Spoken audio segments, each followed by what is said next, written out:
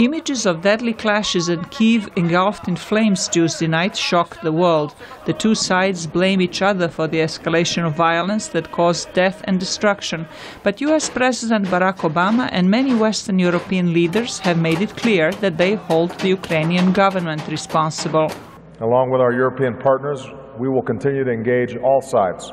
And we continue to stress to President Yanukovych and the Ukrainian government that they have the primary responsibility to prevent the kind of terrible violence that we've seen, to withdraw riot police, to work with the opposition to restore security and human dignity and move the country forward.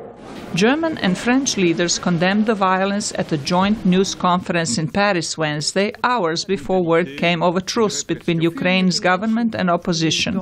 EU foreign ministers have scheduled an emergency meeting for Thursday in Brussels to address Ukraine's situation and discuss sanctions.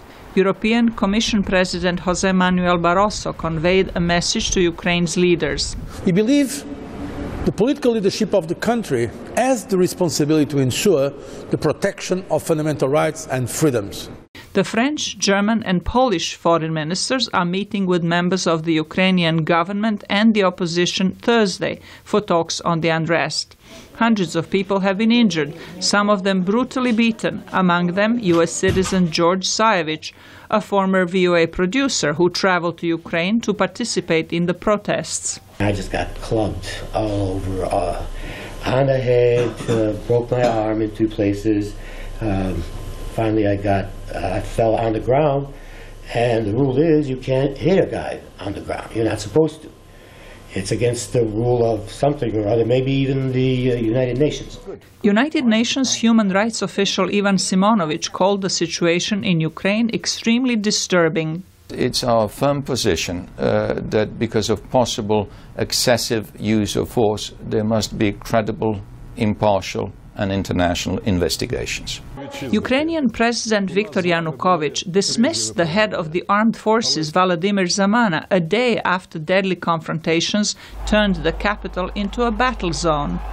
The protests started relatively peacefully after President Yanukovych last November refused to sign a political and economic deal with the European Union, saying the bloc did not offer enough assistance to cash-strapped Ukraine.